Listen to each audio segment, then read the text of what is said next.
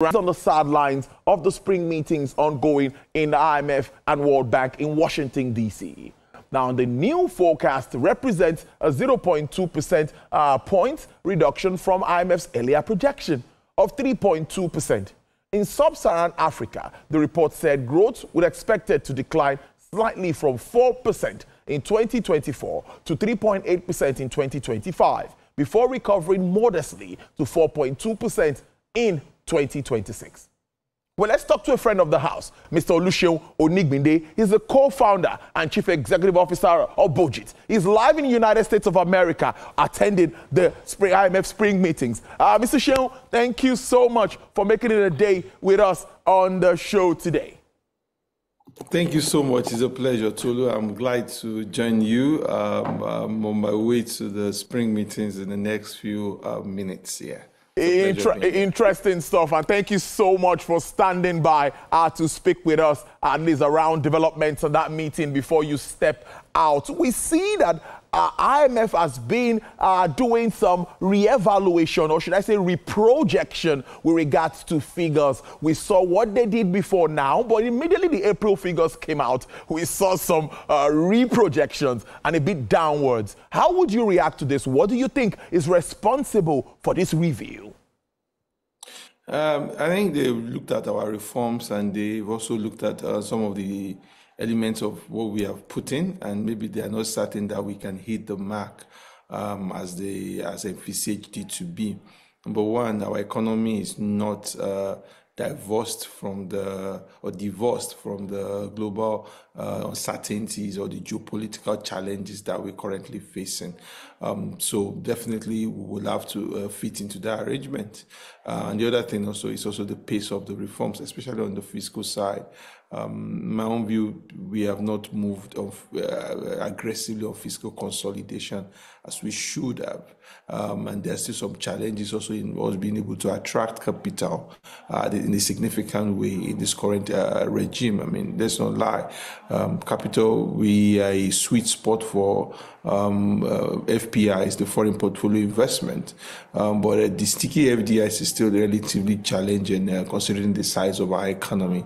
So I think they've looked at the fact that global growth itself is being revised downwards. We looked at commodities. There are no certainties that commodities will shoot into the high points.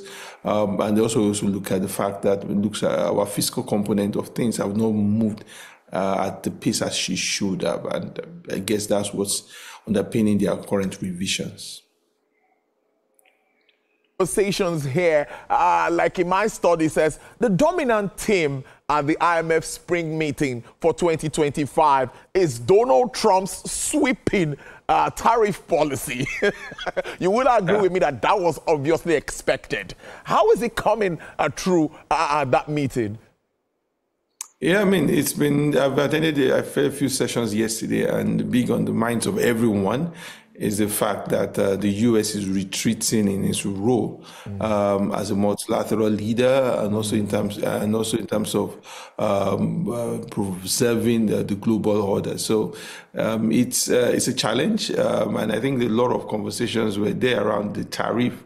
I think more of the challenges is there is a bit of there's a high level of uncertainty around how this policy has been structured. I mean, you can see it seems that a lot of the decisions are being guided by impulse than by focusing on the facts. The U.S. is a huge surplus to the world in terms of provision of services, in terms of its service economies.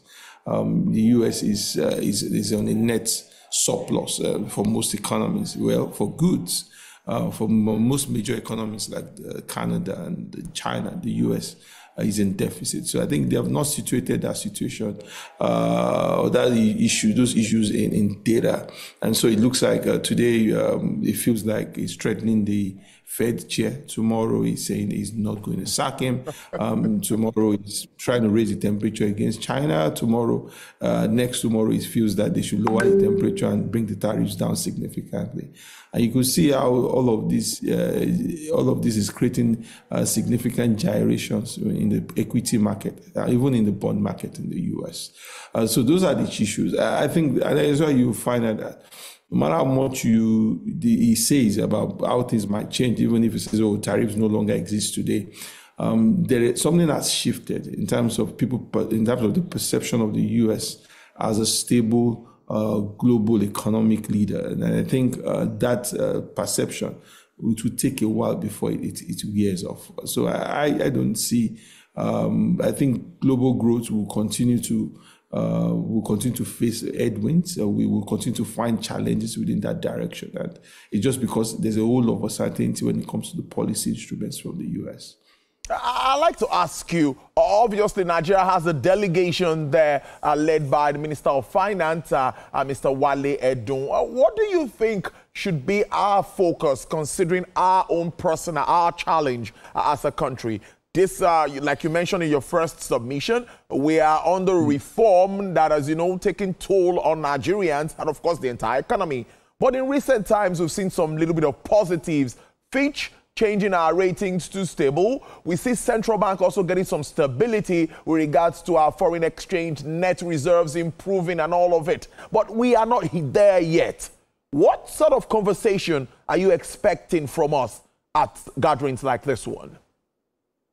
I mean, let's not lie that this is a conclave of multilateral leaders. So institutions, I mean, the World Bank is here, the IMF is here, the AFDB is here, I mean, the ISDB is here. If you're trying to seek multilateral financing, concessionary lending, this is the space where you could effectively negotiate that.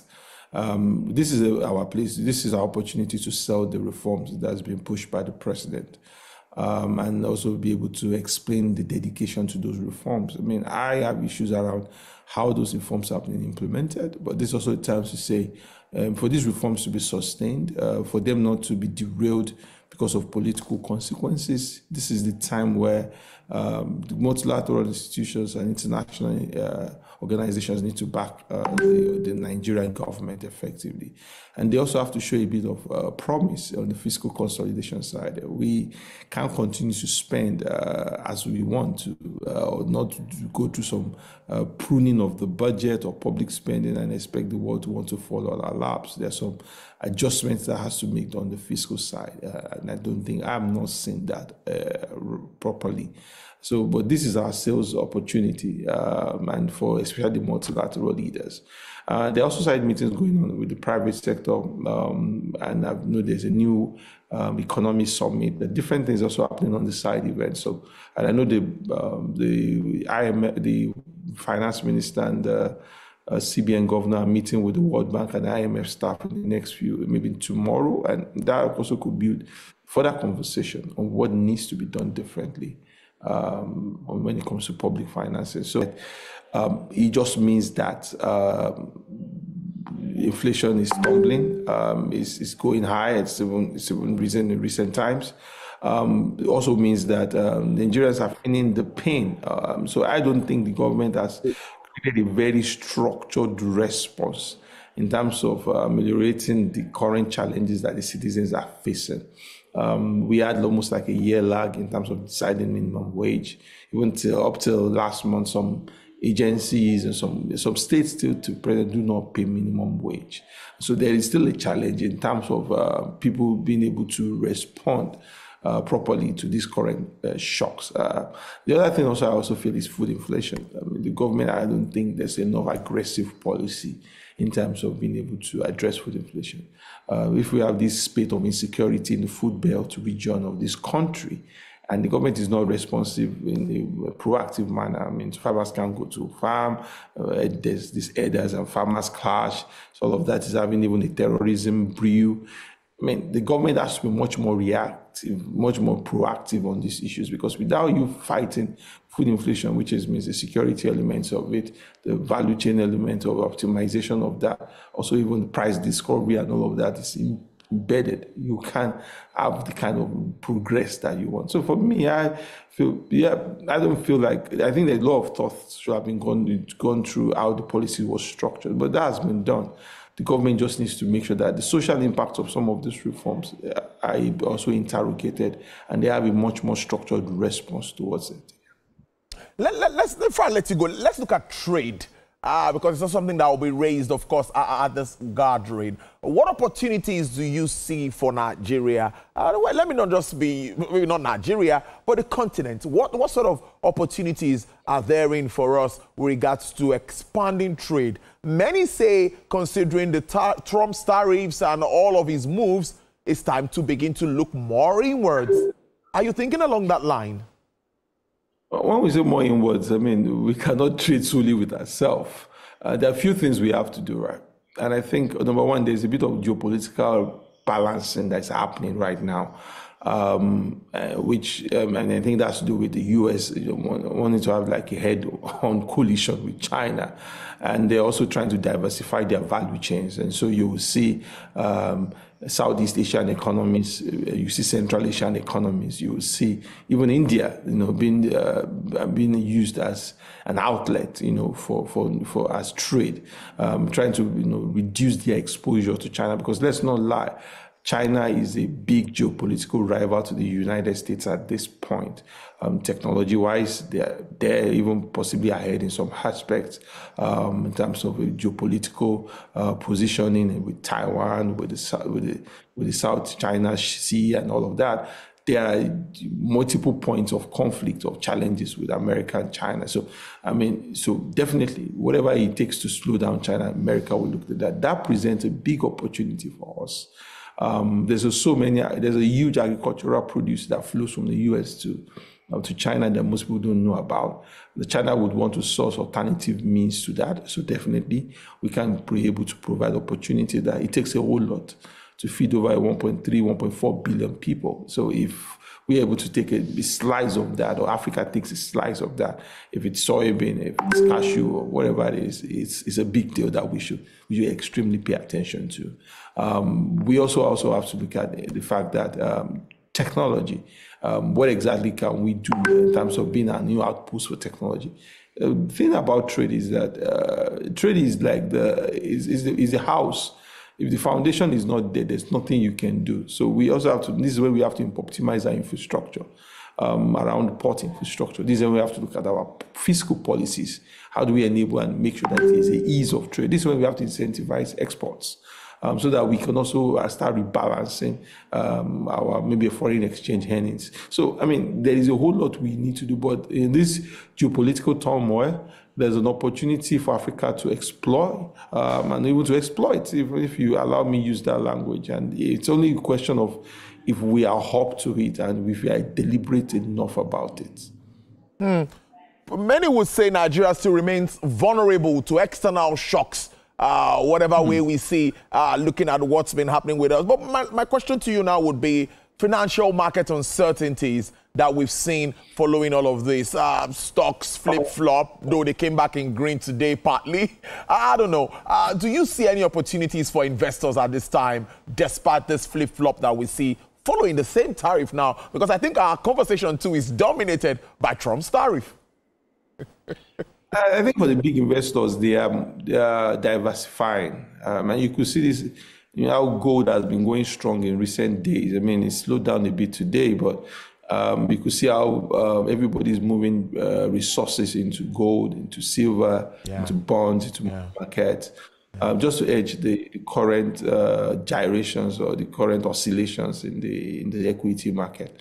I think it's all just for everybody to reflect and make sure that they are rebalancing their portfolio sizes. Making sure that with this current phase of the U.S. market, you are making sure that your portfolio investments you do a bit of money market, you do a bit of stocks. Maybe you could take those ones as some form of long-term holdings, because it seems if you're holding on the short term now, you're going to face immense challenge, especially for the technology or AI-related stocks like the Nvidia, the Microsoft.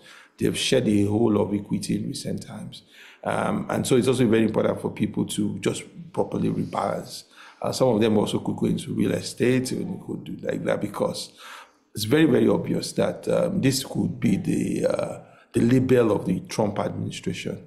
Continuous oscillations, continuous movement, bull and bear runs in a short period of times. just because of inconsistencies and coming from policy. It will take a bit of certainty from his government to be able to bring that market where it used to be. I mean, I would say maybe pre-inauguration or even after he won the election, just because at this point, like I said, his actions is showing a lot of doubt in the minds of a lot of people about how the U.S. continues to be like a moral leader or what I call like a protector of the multilateral order. It seems it's about U.S. fighting for itself, whereas previously people assume the U.S. fights for itself